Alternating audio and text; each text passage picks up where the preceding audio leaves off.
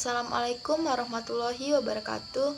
Perkenalkan, nama saya Arlia dari Fakultas Keguruan dan Ilmu Pendidikan, Program Studi Pendidikan Bahasa Indonesia dan Sastra Daerah, kelas Indralaya.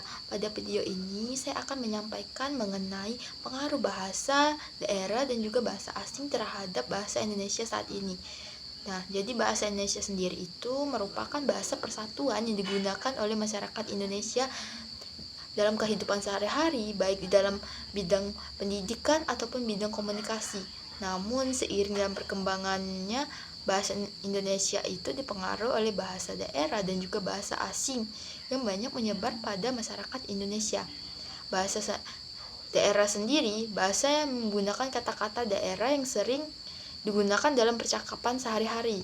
Nah, sedangkan bahasa asing itu adalah bahasa yang bukan bahasa ibu ataupun bukan bahasa nasional, tapi dipakai untuk komunikasi melalui pendidikan, teknologi, ataupun hubungan internasional. Nah, contohnya dalam pengalaman saya di kelas, hampir seluruh teman-teman menggunakan bahasa daerah yang berbeda-beda. Ada yang menggunakan bahasa Palembang, Jawa, Sunda, atau bahasa daerah lainnya ketika sedang berbicara. Nah, sedangkan ketika sedang mengerjakan tugas, seringkali saya menemukan bahasa asing yang muncul ketika menggunakan teknologi atau aplikasi pada pembelajaran. Banyak sekali istilah yang menggunakan bahasa asing seperti bahasa Inggris, sehingga terkadang saya itu perlu untuk memahami arti dari kata tersebut agar saya itu dapat menggunakan kata tersebut dengan baik.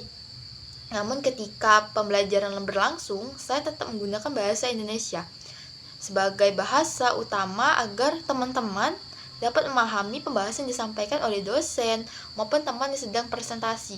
Nah, dari pengalaman tersebut saya menyadari bahwa bahasa Indonesia itu sangat penting sebagai alat pemersatu komunikasi, karena tidak semua orang itu memahami bahasa daerah yang berbeda-beda dan juga asing.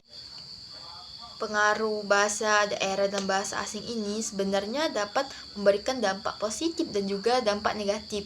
Nah, dampak positifnya itu di mana itu dapat memperkaya kosakata bahasa yang ada di Indonesia dan juga untuk memudahkan komunikasi yang ada di era global ini. Namun, jika digunakan secara berlebihan, hal ini dapat membuat penggunaan bahasa Indonesia yang baik dan juga benar itu akan menjadi berkurang. Nah, demikianlah pembahasan yang dapat saya sampaikan tentang pengaruh bahasa daerah dan juga bahasa asing terhadap bahasa Indonesia saat ini. Terima kasih atas perhatiannya. Wassalamualaikum warahmatullahi wabarakatuh.